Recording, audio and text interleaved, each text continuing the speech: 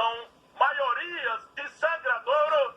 Apoiamos, Frederico, apoiamos PCH, apoiamos. Essas são minorias de uma aldeia, não de 59 aldeias. Então era isso.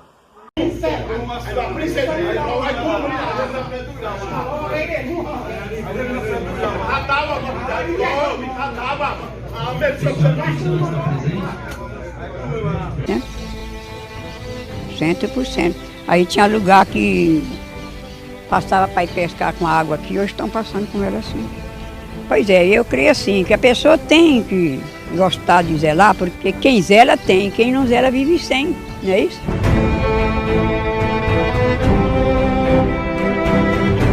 Juarez, que há mais de 20 anos ele convive com essa região. E Juarez está levando a gente para conhecer aqui um córrego de águas cristalinas que já está dentro de uma região indígena. É o Córrego dos Índios, né, Juarez? Olha, geralmente ele é um córrego que ele é um pouco pescado, porque ele é um córrego que pertence aos índios, mas é um córrego que ele dá bastante peixe, o peixe sobe para desova, e o peixe que dá mais aqui é papaterra, mantrinchã, caixara. Então ele é um córrego que ele geralmente ele aguarda os peixes para desova. Uma característica muito interessante desse córrego são as águas extremamente límpidas. Olha só, você consegue ver inclusive uma divisão acentuada entre o rio, o córrego dos Índios e também o Rio das Mortes. E segundo Juarez, é possível até notar alguns cardumes. Olha ali, ó, olha os cardumes aqui.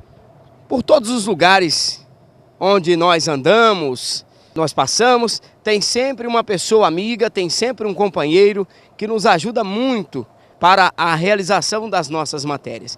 E aqui, na região de Novo São Joaquim, nós estamos contando com a parceria, com a boa amizade do Juarez, que além de ser uma pessoa que tem uma convivência com as pessoas dessa região, também conhece os índios.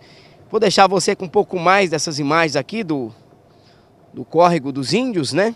Olha que maravilha esse lugar.